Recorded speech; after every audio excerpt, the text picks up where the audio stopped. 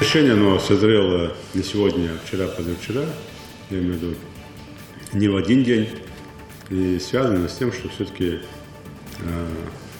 надо дать возможность поработать главой республики другому человеку. Решение Юнусбека Евкурова об отставке не связано с деятельностью оппозиции. О чем еще говорили на заседании Президиума правительства, расскажем через несколько секунд. В нашу комиссию обратился Тумгоев Ахмед Амирханович, 2000 года рождения, с заявлением о том, чтобы адаптировали его к мирной жизни. Наказание будет, но не слишком суровое. Явка с повинной облегчит участь одного из нападавших на почту в Карабулаке.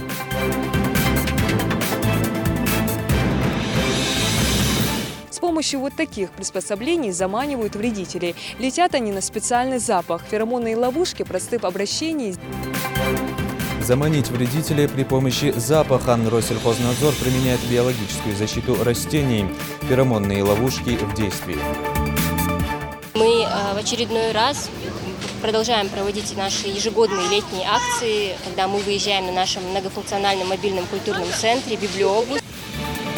Открытие летнего читального зала. Мобильная библиотека начала курсировать по Ингушетии. Какие произведения предпочитают жители Назрани?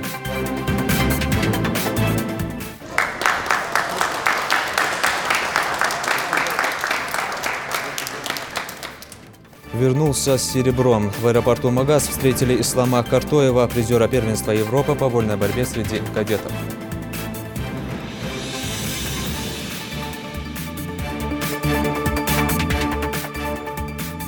На канале Ингушетия новости 24. Здравствуйте. Решение об отставке главы Ингушетии не связано с событиями, происходившими в регионе в прошлом году, и не принято под давлением оппозиции, сообщил глава Ингушетии Юнусбек Евкуров на заседании Президиума правительства. Он порекомендовал правительству Ингушетии уделить максимальное внимание реализации в республике национальных проектов. И независимо, как все сложится, правительству и администрации надо работать в прежнем режиме. На пике задач, по его мнению, реализация нацпроектов. Правительство, администрация, независимо, как там все сложится, должны в своем режиме работать. У всех есть планы работы, у всех есть задачи. Тем более, вот именно в этот период расслабляться, это, я бы даже сказал, даже преступление. Потому что у нас на пике сейчас находятся задачи по нацпроектам. В круглосуточном режиме и проектный офис работает, и Министерство экономики, и проектный комитет под руководством председателя правительства, помощники советники, главы муниципального образования, министры, все должны работать. Это обращаем внимание. Ничего там сверхъестественного не происходит. Все в рамках нашей работы, нашей деятельности. Решение, которое я принял, оно связано категорически не с какими-то событиями, которые происходили в прошлом году или в этом году. Никакого решения под давлением здесь нету, понятное дело. Решение, оно созрело не сегодня, а вчера, позавчера, я имею в виду не в один день, и связано с тем, что все-таки надо дать возможность поработать главой республики другому человеку, если в этом будет необходимость. Глава государства найдет и для меня место, где я буду работать, будем полезны для своей страны и для республики. Ну а мы все остаемся соратниками, и командой, и друзьями. И независимо, кто бы ни был здесь у власти, все должны работать и выполнять свои обязанности. Вот и все. Я просто к этому всех призываю, руки не опускать, разговоры, слух и сплетни прекратить. Просто делать свою работу. Делать ее более качественно, чем мы ее делали до сих пор. Поэтому постарайтесь это все понять и не сорвать планы работы и грамотно выполнять те задачи, которые перед нами стоят. Глава Ингушетии Юнусбек Евкуров, заявивший о решении уйти в отставку, выразил уверенность, что его преемником станет представитель ингушского народа. Об этом он сообщил сегодня на заседании Президиума Совета Тейпов при главе республики. Евкуров отметил, что за последние годы многое сделано для укрепления гражданского общества, примирения враждующих сторон, кровников. Он подчеркнул, что не видит трагедии в том, что он уходит с поста главы Ингушетии, а также заявил о том, что он обдуманно принял решение об уходе.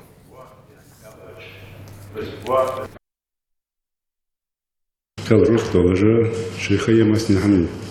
Сигн азияш без обращения. Я хахати аттай. Сен могуш без дик бог яп. Сухратыч. Амдула. Муштяп женага шей оценки где таран лучше, таран лиге, план лиге, саши делач.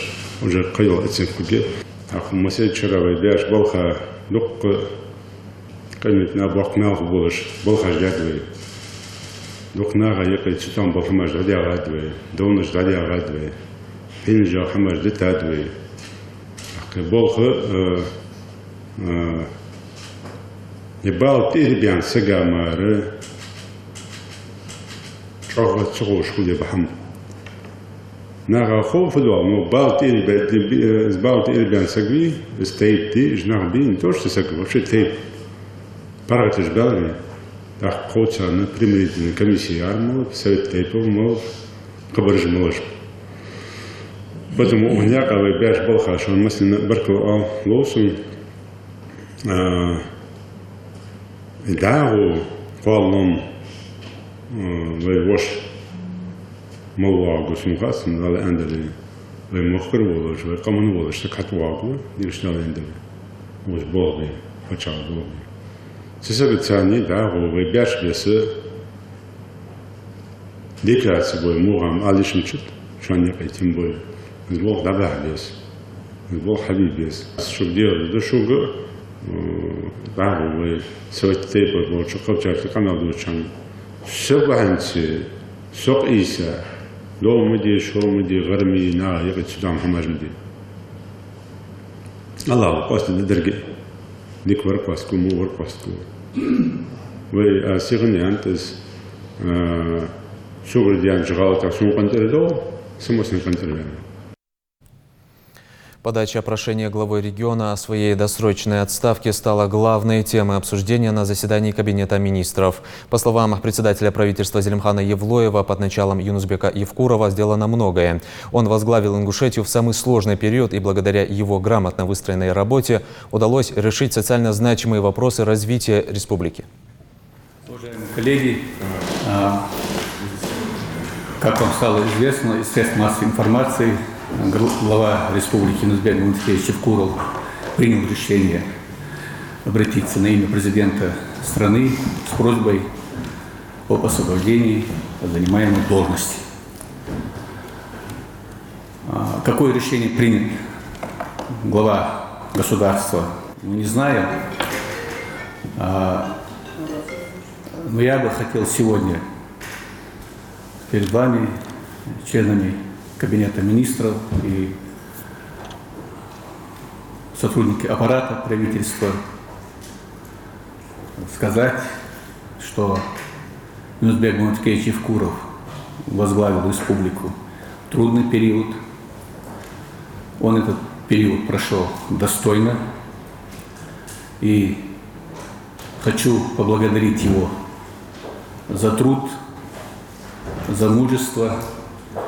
И отдельное спасибо сказать за историю ингушского народа, которую он отразил в камне.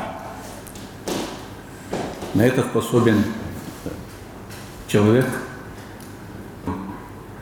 Думаю, что и уверен, где бы он ни находился, он эти качества не потеряет.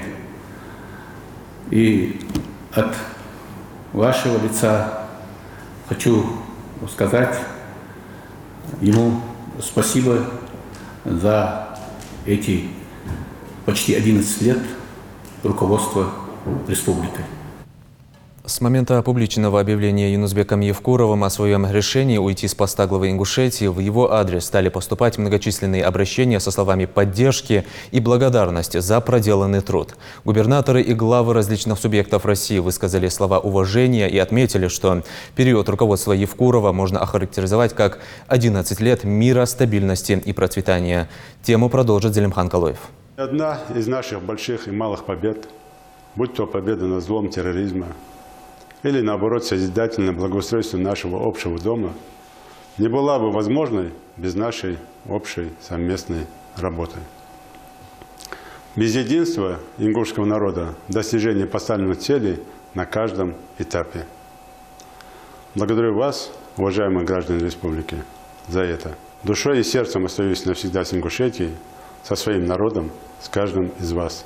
С обращением к жителям республики Юнузбек Евкуров выступил накануне. Глава Ингушетии заявил, что намерен оставить свой пост. Он обратился к президенту с просьбой о досрочном сложении полномочий. Я свой выбор сделал, как ингуш, как патриот, любящий свою малую родину, как боевой офицер, давший присягу защищать великую нашу страну. Я принял решение обратиться к президенту Российской Федерации Владимиру Владимировичу Путину с просьбой о досрочном сложении с меня полномочий главы республики. Приняв это непростое для себя решение, я обещаю вам, что впредь, где бы я ни находился, буду делать все возможное для процветания нашей великой страны России и нашей родной Ингушетии. 11 лет у руля родной республики. Первый зампред фракции «Единая Россия» в Госдуме Адальбиш Хагошев назвал мужественным решение уйти в отставку. Парламентарий полагает, что для президента решение о подставке главы Ингушетии будет тяжелым, потому что такие люди, как Евкуров, не могут быть отставниками. Он сделал серьезное дело, победив терроризм у себя на территории. Он также вел адаптационную работу, которая призвана бороться с радикальной идеологией. Я уверен, что этот человек будет востребован на самых серьезных постах. Я даже допускаю, что эта обстановка может быть не принята президентом, отметил Шхагошев. Свое мнение по этому поводу выразил и полпред президента России в СКФУ Александр Матовников.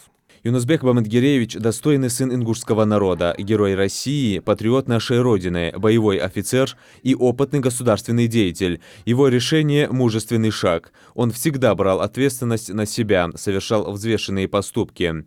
За последние 11 лет в Ингушетии реализованы федеральные целевые программы социально-экономического развития, введены в строй новые предприятия, построены школы, больницы, дома культуры. Много сделано для обеспечения безопасности жителей. Заявление Юнузбека Евкурова прокомментировали и главы регионов Северного Кавказа. Коллеги отметили опытность, профессионализм, заслуги и показатели, которые удалось достичь за годы правления Евкуровым. Юнузбек Бамангиревич – глубоко уважаемый мной человек, который за время нашего общения и совместной работы стал другом и старшим братом. Он герой России, безупречный пример настоящего патриота своего отечества, мужественного офицера и умного стратега. Под его грамотным руководством братская Ингушетия кардинально преобразилась. Благодаря его невероятному трудолюбию, профессионализму, принципиальности, с которыми он всегда подходит к делу, мощный рывок получила экономика региона, социальная сфера, растет благосостояние жителей республики. Каждому уголку своей родной земли, каждому жителю Ингушетии Юнузбек Бамангиревич всегда относится с огромным уважением. В решении даже самых простых проблем своих земляков он принимает личное участие. В этом проявилась его доброта, чуткость и огромная ответственность. Где бы он ни работал, в вооруженных силах Российской Федерации, в должности главы Ингушетии, умение держать слово всегда было, есть и остается главной чертой Юнузбека Бамангиревича. Он работает на благо своей республики, своего народа и своего отечества и всегда поступает честно, по совести, как настоящий мужчина и боевой офицер. Уверен, что богатый управленческий опыт, свойственный ему профессионализм, позволит Юнузбеку Бамангиревичу еще долгие годы служить своему отечеству и родной республике Ингушетия. Сегодня узнал, что глава Ингушетии Юнузбек Бамангиревич Евкуров принял решение досрочно сложить полномочия. Он трудился во главе республики более 10 лет. Это было очень непростое время, которое требовало не просто руководителей, а героев. Юнузбек Бамангиревич – герой России, офицер, человек слова и действия. Он проявил себя как мужественный и профессиональный лидер, стойкий перед вызовами и чуткий к проблемам своих земляков. И очень много сделал для развития Ингушетии, укрепления экономики, инфраструктуры. социальной сферой и, самое главное, мира между людьми. От души благодарю Юнусбека Баматгиреевича за его огромное личное участие в расширении межрегиональных связей между Ставрополем и Ингушетией. Взаимопонимание и добрососедство живут там, где люди открыты миру сердцем, и его отношение к диалогу с соседями всегда это доказывало. Для многих на Кавказе и для меня в том числе сегодняшнее событие означает расставание с радушным соседом, добрым другом, надежным соратником. Это всегда печально, но жизнь на этом не останавливается. От души желаю вам, уважаемый Юнусбек Баматгиреевич, неизменного успеха в дальнейшем труде на благо нашей страны. Знайте, что на Ставрополе вам всегда будут рады. Герой России Юнусбек Баматгиреевич Евкуров – истинный патриот своей республики и своей страны. Он возглавил Ингушетию в трудное для нее время, но, несмотря на все сложности, сумел сделать многое для сохранения мира и стабильности в родной республике. Проделал колоссальную работу для ее социально-экономического развития, благодаря его принципиальности, ежедневной последовательной работе. В Ингушетии за эти годы реализовано множество важнейших для людей проектов во всех без исключения сферах. Желаю Юнусбеку Баматгиреевичу успехов во всех начинаниях и новых свершений. Знаю Юнусбека Баматгиреевича как большого профессионала, человека, преданного своей родине. У него много заслуг, как политических, так и военных. Носит заслуженное звание Героя России. Это звание и множество других наград он получил благодаря мужеству и отваге, проявленным в бою. На посту главы Ингушетии он внес огромный вклад в развитие региона, в нормализацию межнациональных отношений. Уверен, что эпоха Евкурова войдет в историю Ингушетии, как время подъема и положительных перемен. Хочу пожелать Юнусбеку Баматгиреевичу добрых свершений и удачи во всех начинаниях. Свое мнение высказывают известные политологи и эксперты. Прокомментировал ситуацию и Дмитрий Журавлев, генеральный директор Института региональных проблем. Кресло лидера одно, а желающих его занять много. И сегодня люди будут голосовать кто-то за своих лидеров, кто-то против чужих лидеров. Остроты хватит. Главное, чтобы люди жили после всех преобразований лучше, а не хуже. Вот Евкуров пытался это сделать. Насколько ему это удалось, пусть судит история. Хорошо бы, чтобы его наследники, кто бы им ни был, тоже ставили интересы республики выше своих собственных. Добровольная отставка Евкурова – призыв к миру и диалогу. Так прокомментировал ситуацию Иосиф Дискин, председатель комиссии по гармонизации межнациональных и межрелигиозных отношений Общественной палаты России. На мой взгляд, Евкуров как генерал, герой, офицер проявил очень высокий стандарт гражданской политической ответственности, и его отставка это призыв к миру и диалогу, и теперь это уже станет ясно, к чему стремились его оппоненты. Они стремились к решению проблем Ингушетии, или же они были заинтересованы только в дальнейшей дестабилизации. Если же такой драматический шаг офицера, гражданина и героя останется без ответа, станет ясно, чего добивались оппоненты Юнусбека Евкурова. Я призываю всех к тому, чтобы в Ингушетии воцарился мир, спокойствие и порядок, потому что там еще нужно очень много решать социально-экономических проблем.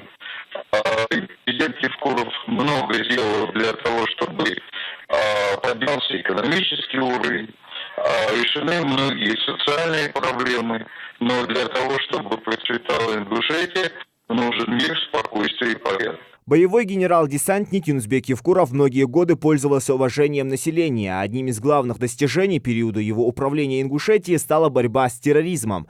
Люди просили главу и федеральный центр, чтобы прекратилось убийство людей. И самое большое, главная заслуга, все это прекратилось. Настоящая война. 8-го года, 9-го года, 10-го года. Ничего не дает радости, когда ты каждый день ездишь почти на похороны. Когда ты видишь вот эти трагедии, когда ты бывали дни, когда в день по 10-15 человек убитых, теракты, когда вот этот хаос, вот эти тучи даже при ярком солнце, да, никакой радости. Но сегодня мы можем уверенно говорить, что победу над этим злом мы одержали. А самое главное достижение не мое, нет, ни в коем случае. Это достижение всего нашего народа, общества, с помощью вот именно тех структур силовых, которые вместе с нами, или мы вместе с ними, жертвуя собой, вот, это самое главное. Остальное все, это уже прилагательное к этому успеху. И школы, и садики, и рабочие места, и дороги, и инфраструктура, и красота, и то, чего не было у людей. Главе региона 55, генерал-майор, десантник. Республикой он руководил 11 лет. В сентябре 2018 года депутаты Народного собрания региона переизбрали Евкурова на 3-й срок. Зельмхан Калоев, Хамзат Халухоев, Новости 24. Более 20 законодательных инициатив президента, Федерального собрания, правительства и законодательных собраний субъектов страны рассмотрели сегодня на пленарном заседании парламента региона. В нем также приняли участие представители администрации главы республики, правительства, прокуратуры, управления Минюста. По законопроекту о внесении изменений в закон о республиканском бюджете на 2019 год и на плановый период 2020 и 2021 годов доложил исполняющий обязанности министра финансов региона Багаудин Халухаев. Цель законопроекта – обеспечение необходимого объема ассигнований для осуществления уплаты страховых взносов на обязательное медицинское страхование неработающего населения. На эти цели предусмотрено более 1 миллиарда рублей. После внесения изменений объем ассигнований увеличится на 640 с лишним миллионов, пояснил Халухаев. Депутаты приняли законопроект в первом чтении. В третьем чтении принят и проект республиканского закона об инвестиционной деятельности. В ходе заседания законодатели также рассмотрели вопрос о досрочном прекращении полномочий депутата Народного собрания 6-го созыва Заремы Ильяновой в связи с ее назначением на должность исполняющего обязанности министра здравоохранения Ингушетии. Чистосердечное признание облегчает наказание, а явка с повинной тем более. Речь идет об одном из фигурантов уголовного дела, связанного с нападением на почтовое отделение в Карабулаке в феврале текущего года. Этот вопрос обсуждался в региональном совете безопасности. Осознав всю пагубность содеянного, один из нападавших, Ахмед Тумгоев, обратился в Совбез с просьбой смягчить наказание. На встречу пригласили родственников молодого человека. Микаил Тангиев расскажет. В настоящее время Тумгоев обратился в комиссию с просьбой оказать ему содействие в адаптации к мирной жизни, полностью признал свою вину, раскаялся в содеянном и просит комиссию помочь ему освободиться из лишения свободы и просит комиссию выйти с ходатайством в суд о применении в отношении мягкой силы, не связанной с лишением свободы.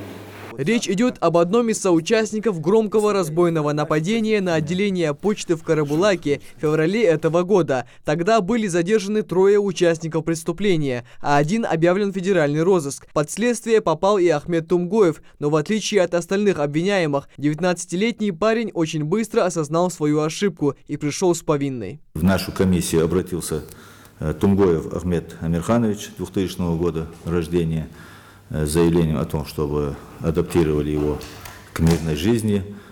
Хочу довести до членов комиссии, что аппаратом Совета Безопасности по обращению данного гражданина были приняты меры, обеспечивающие явку с повинной в правоохранительные органы и полностью чистосердечное признание и раскаяние перед судебными органами, и было составлено с правоохранительными органами досудебное соглашение. В зале присутствуют и родители Тумгоева. Этот случай стал настоящим шоком для всех родственников. Отец Амирхан Тумгоев объясняет, в семье не было проблем с финансами. Ахмед ни в чем не нуждался. И на вопрос секретаря Совета Безопасности, что толкнуло молодого человека на такой отчаянный шаг, Амирхан разводит руками.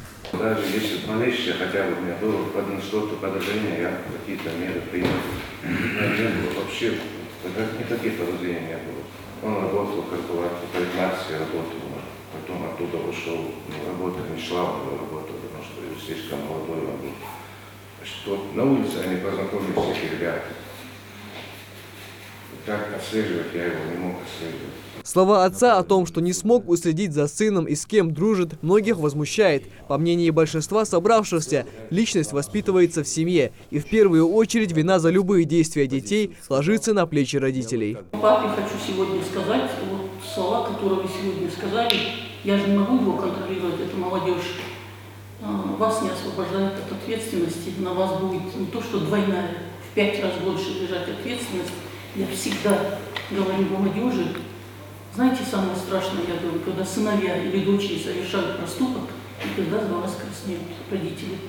Я считаю, конечно, вы власть, вы понимаете то, что он помогал следствию.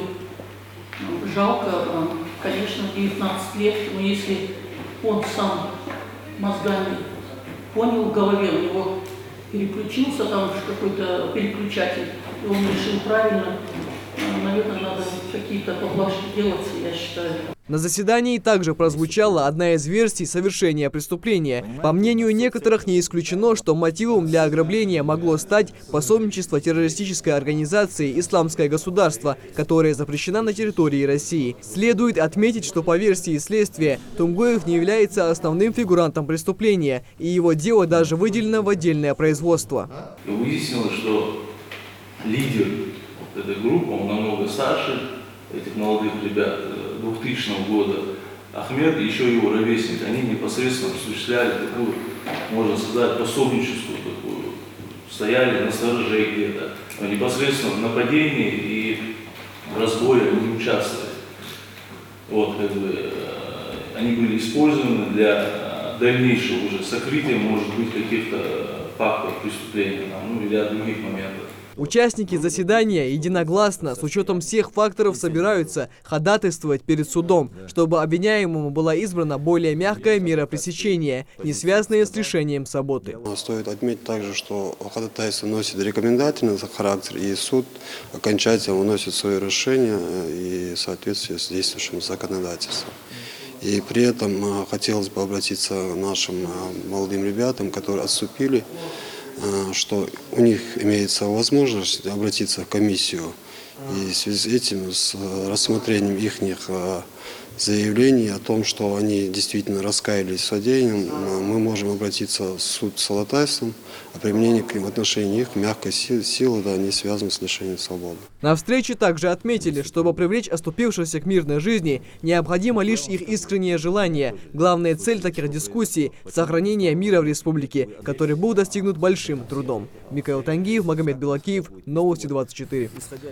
В Ингушетии обеспечат жильем 68 детей-сирот. 58 миллионов рублей выделено для их обустройства жилыми помещениями в рамках программы «Право ребенка на семью». На сегодняшний день для этой категории граждан Минобру Ингушетии необходимо приобрести 38 однокомнатных квартир и 13 двухкомнатных. Напомню, глава Ингушетии объявил 2019 год в республике годом поддержки детей-сирот и детей, оставшихся без попечения родителей. По данным Минобразования, в регионе 904 ребенка из числа детей-сирот стоят в очереди на получение жилья. Власти республики рассчитывают решить вопрос с предоставлением квартир для них до конца 2023 года. Эффективно и безопасно. Россельхознадзор начал активно применять биологические методы защиты растений. В крупных сельхозпредприятиях региона специалисты установили феромонные ловушки. Одни предназначены для заманивания насекомых с помощью капсул феромона. Методика уже применена в крупнейшем предприятии «Сад-гигант». О результатах репортаж Дианы Дударовой. Когда хочется избавиться от надоедливых насекомых и от них вообще нет спасения, на помощь приходят феромонные ловушки. С помощью вот таких приспособлений заманивают вредителей. Летят они на специальный запах. Феромонные ловушки просты в обращении, сделаны из экологически чистого материала, а самое главное, их можно использовать несколько раз. Простая конструкция, но при этом очень эффективная. В этих коробках клейкое дно, пропитанное феромоном. Учуяв его запах, самцы карантинных вредителей попадают в ловушку и прилипают к клею. Феромоны не ядовитые. Их капсулы содержат пахучие вещества в малом количестве, которые разрушаются под действием солнечного света, влаги и температуры. То есть экологически безопасны. С целью выявления вредных насекомых специалисты Россельхознадзора еще в начале апреля установили феромонные ловушки во всех крупных сельхозпредприятиях региона. Один из них – «Сад-гигант», где инспекторы проводят мониторинг вредителей. Непрошенных гостей пока ни в одном из домиков не обнаружено. На 8 видов карантинных вредителей, которые развешаны в ловушке. Это есть американская белая бабочка, восточная плодожорка, калифорнийская шитовка, тутовая шитовка, персиковая плодожорка. Вот на эти 8 вредителей у нас тут развешаны ловушки, мы их сегодня будем проверять.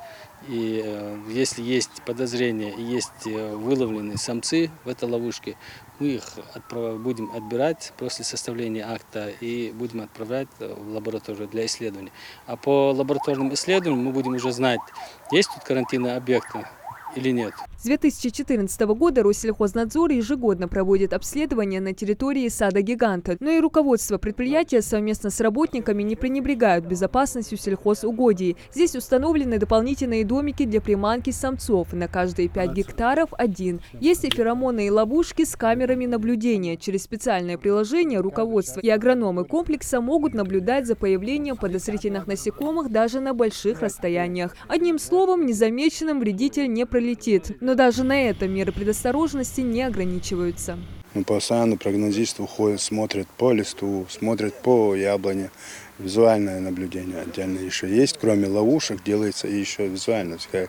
В неделю практически каждый день наблюдатель уходит и смотрит, есть ли объект. И клещ, и плодожорка, и огневка, и хлопковая совка. По ним всегда ведется, но иначе можно потерять урожай. Агрономы комплекса предусмотрели еще один метод борьбы с одним из самых распространенных вредителей – яблоневой плодожоркой. Оружие против них – феромонные дезориентаторы, а именно японские диспенсеры. Она дезориентирует самца, приводит его в заблуждение, самец, не зная, где, как быть. В итоге у нее одни сутки для оплодотворения. Она в заблужденном виде умирает. Если же в саду-гиганте еще ни разу не было обнаружено угрозы для урожая, то далеко не все крупные предприятия республики могут этим похвастаться. С помощью феромонных ловушек на территории региона уже выявлено 3 вида карантинных вредителей. Это американская белая бабочка, калифорнийская шитовка и восточная плодожорка. Это находится в Назранском районе, у нас выявлено, в Сунджимском районе. Это недалеко, тут километров 4 находится губ-садовод. Вот на этой территории губа-садовода было выявлено восточная плодожорка и калифорнийская шитовка. Одно из главных преимуществ феромонных ловушек – возможность сократить использование ядохимикатов, а в ряде случаев и вовсе отказаться от них. Также эти ловушки не только дают картину о масштабах очагов вредителей, но и используются для их дезориентации посредством массового отлова. Словом, безобидные домики, на первый взгляд, грозное и, пожалуй, самое действенное оружие против вредных насекомых. Диана Дударова, Магомед Белакиев, Новости 24. Разлив нефти на 5 участках общей площадью более 3 гектаров. Такие цифры показала проверка сотрудников Россельхознадзора на землях ГУПа «Дружба». Нарушения были выявлены после обследования земельных участков сельхозназначения. Как отмечают специалисты, они представляют угрозу жизни людей, животных, наносят вред растениям и почве. Кто нарушители, пока неизвестно, по этому факту ведется проверка.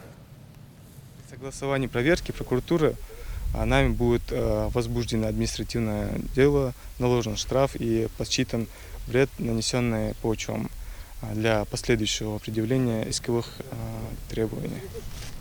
В век высоких технологий своей актуальности и популярности не теряют книги. Возможность просветиться и ознакомиться с новинками мировой художественной литературы, участвовать в викторине и интеллектуальных играх на одной площадке представилась жителям Назрани. Мобильная библиотека развернулась в городском парке. Кроме того, зал курсирует по городам и селам региона. Об открытии летнего читального зала в Ингушетии. Репортаж нашего корреспондента.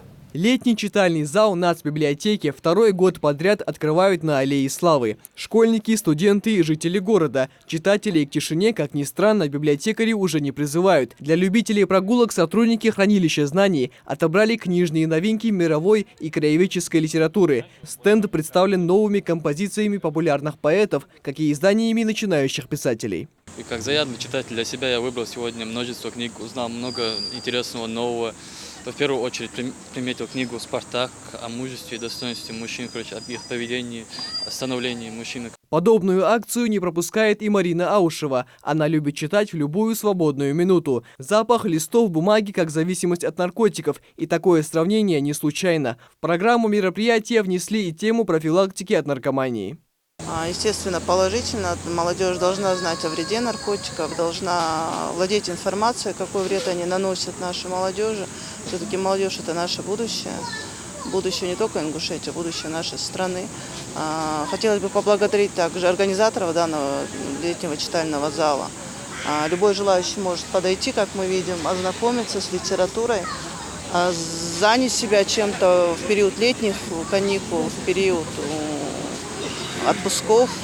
Краеведческая литература, бессмертная классика, фэнтези Стивена Кинга, детективы Элизабет Хейнс и не только. Подобная литература популярна во всем мире. Киноиндустрия прокручивает эти сюжеты в своих лентах. Но каждый читатель согласится, чтение намного красочнее, чем фильмы. Воображение само рождает картину. Мы в очередной раз продолжаем проводить наши ежегодные летние акции, когда мы выезжаем на нашем многофункциональном мобильном культурном центре «Библиобус» для просвещения населения республики и ездим по городам и селам. В программу наших мероприятий обычно входят различные викторины, дискуссионные площадки. В этом году у нас еще будет цикл лекций, приуроченный к Дню борьбы с наркоманией, который у нас будет 26 числа. Наш правовой центр подготовил лекционные занятия. Для формирования эрудированной личности недостаточно одной учебной литературы. Обсудить любые книги, принять участие в литературных конкурсах, послушать увлекательные лекции и встретиться с интересными собеседниками может любой желающий. От Карабулака до Малгобека. Акция охватит все города Ингушетии. Микаил Тангиев, Адам Гулоев, Хамзат Халухоев. Новости 24. В Госдуму внесен законопроект об отмене штрафов за тонировку автомобиля. Авторы документа считают, что тонирование позволяет сэкономить деньги в связи с уменьшением нагрузки на кондиционер в летний период. Кроме того, тонировка помогает защититься от света ослепляющих фар встречного автомобиля и солнечных лучей. В пояснительной записке также отмечается, что полное соответствие светопропускания стекол ГОСТу не является защитой от получения штрафа. Приборы для замеров светопроницаемости имеют погрешности в работе. На результат измерений влияют температура воздуха, влажность и давление, вследствие чего высока вероятность того, что устройство определит стекло как несоответствующее установленным требованиям. Напомню, сейчас штраф за тонированные стекла на автомобиле составляет 500 рублей. Ислам Картоев стал серебряным призером первенства Европы по вольной борьбе среди кадетов. Соревнования проходили в Италии. Ингушский борец выступал в весовой категории до 92 килограммов. На пути к финалу воспитанник спортклуба «Кушт» победил нескольких оппонентов из разных стран, но в решающей схватке Ислам уступил борцу из Армении. Серебряного призера торжественно встречали в аэропорту Магаз. Слово Идрису Ижиеву. С каждым годом чемпионов становится все больше. Лучшие сыны достойно представляют Ингушетию на спортивных аренах России и Европы. Сегодня родственники, друзья и одноклубники встречают призера первенства Европы по вольной борьбе Ислама Картоева, который накануне завоевал серебряную медаль в итальянском городе Фаензе.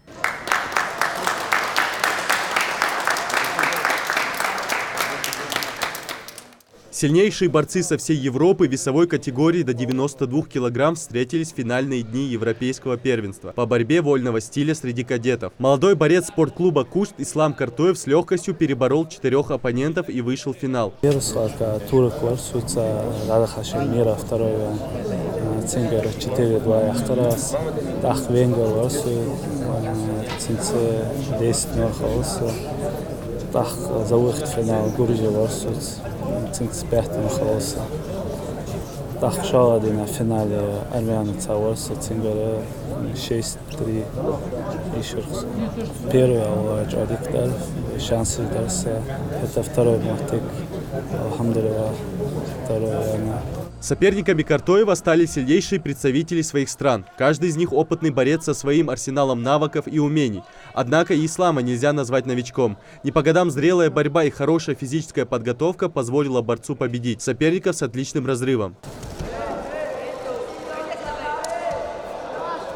Ислам в борьбе уже много лет. Любовь к спорту родилась у него еще в раннем детстве. Он долго не мог решить, какую секцию выбрать. На вольной борьбе настоял старший брат. Тренер Микаил Тумгоев слабину воспитаннику не дает. А на важных турнирах наставник переживает за Ислама не меньше самого спортсмена.